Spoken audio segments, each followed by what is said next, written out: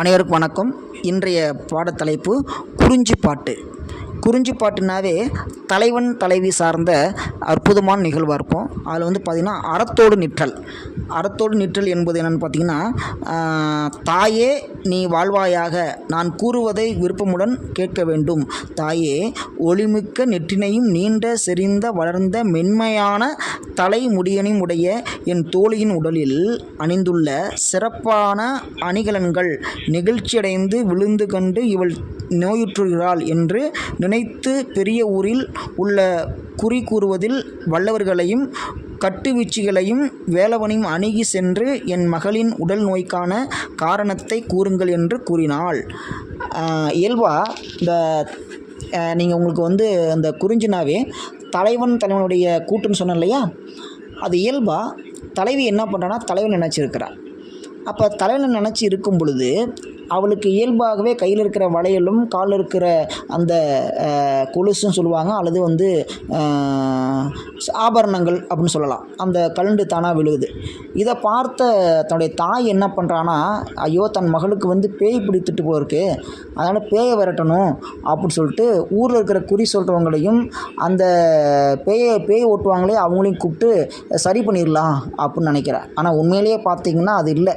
தோழிக்கு மட்டும்தான் தெரியும். தலைவி என்ன பண்ணுறா அப்படின்னா, தலைவன் நினைத்து சாப்பிடாமல் கொள்ளாமல் இருக்கிறதுனால கையில் இருக்கிற வளையல்கள்லாம் கலந்து விடுறதுனால அவளுக்கு பசலை நோய் ஏற்பட்டிருக்கு அப்படிங்கிற விஷயத்தில் வீட்டில் சொல்ல முடியல. ஆனால் என்னென்னா தோழிக்கு தெரியும் இந்த மாதிரி நிகழ்வு நடக்குது. அதுக்கு அற்புதமாக சொல்கிறாங்க பாருங்கள். என்ன சொன்னால், அன்னாய் வாழிவேன் அன்னை ஒன்னுதல் ஒளிமென் கூந்தல் என் தோழி மேனி விரல் இலை நெகிழ்ந்த வீவரும் கடுநோய் அகலும் ஆங்கன் அறிவுணர் வினாவும் பரவி உன் தொழுதும் விரவுமலர் தூவும் வேறுபல் உருவி கடவும் பேணி நரையும் விரையும் ஓச்சியும் அளவுற்று எய்யா மையைமல் நீங்கி வருந்தி. அதாவது என்னென்னா, தலைவன் நினச்சி வருந்தி தன் உடல்நிலைக்கு கெட்டு உடல் இழைச்சி தன் கையில் காலில் இருக்கக்கூடிய அந்த ஆபரணங்கள்லாம் கலண்டு விடுறதுனால தலைவன் நினைப்பாகவே இருக்கிறா அப்படிங்கிற விஷயத்த வீட்டில் சொல்ல முடியல. அப்படிங்கிற விஷயம் யாருக்கு சொல்கிறான்னா தோழிக்கு தெரியுங்கிற விஷயத்த அவங்க பதிவு பண்ணுறாங்க. அதுக்கு சொல்கிறாங்க பாருங்கள், மகளின் உடல் நோய்க்கான காரணத்தை கூறுங்கள் என்று கூறினாய். அவர்கள் இது தெய்வத்தால் ஏற்பட்டது என்று கூறியதும் இறைவனை போற்றி வாழ்த்தியும் வணங்கியும் பலவிதமான மலர்களை தூவி வழிபட்டும் நறுமணப் பொருட்களை காணிக்கையாக செலுத்தியும் அவளுடைய நோய் நீங்காத காரணத்தால் வருத்தமுடன் இருக்கிறாய். ஆனால் உண்மையிலேயே பார்த்தீங்கன்னா அந்த நோய்க்கான காரணம் வேறு. அதுக்கு தான் சொல்கிறாங்கன்னா தலைவியின் துன்பம்.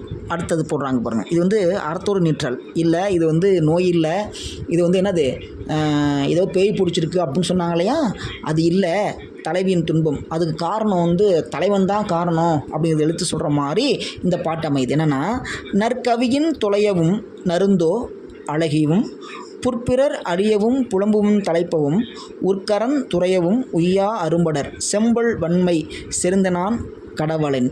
என்னென்னா, என் தோழியின் அழகிய உடல் அழகு கெடவும் நறுமணம் மிகுந்த தோள்கள் மெலியவும் அவளுடைய வளையல்கள் கலன்று விழுவதை பிறர் பார்க்கவும் தனிமை எண்ணம் தோன்றி அவளை அவ்வப்போது துன்பம் கொள்ள செய்யுமாகிய இவை எல்லாவற்றிற்கும் காரணமாக இருந்து இவள் உயிரை கொள்ள செய்து கொண்டிருக்கும் நோயினை என்னுடைய சிறந்த சொல் வன்மையினால் அவளின் மனத்தின் வழி நின்று அவள் கூறியது போல நான் கூறுகின்றேன் அப்படின்னு சொல்கிறான். அதாவது என்னென்னா, அழகாக சொல்லப்படக்கூடிய கூற்று மனம் வருந்தாமல் சொல்வது போலவும் மனம் வருந்தி சொல்வது போலவும் தலைவின் துன்பம் இருக்குது. நான் அவள் நினச்சிருக்கேன், ஆனால் என்னால் சொல்ல முடியல, அதுக்கு பதிலாக என் தோழி கூறுவா அப்படிங்கிற விஷயத்தையும் அங்கே பதிவு பண்ணுறான். அது மட்டும் இல்லை, அதனோடு நற்குணம் விலகினால் மீண்டும் திரும்பாது. ஒருவேளை நம்ம குணம் மாறுனுச்சு, நல்ல குணம்லாம் போயிட்டு அப்படின்னா அங்கே தீய குணம்லாம் சேரும். அப்போ தீய குணம் சேர்ந்தது அப்படின்னா நல்ல எண்ணங்கள்லாம் போயிடும். அப்போ தீய எண்ணங்கள் மட்டுமே இருக்கும். அது வேண்டாம் அப்படிங்கிற மாதிரி அங்கே சொல்லப்படுது.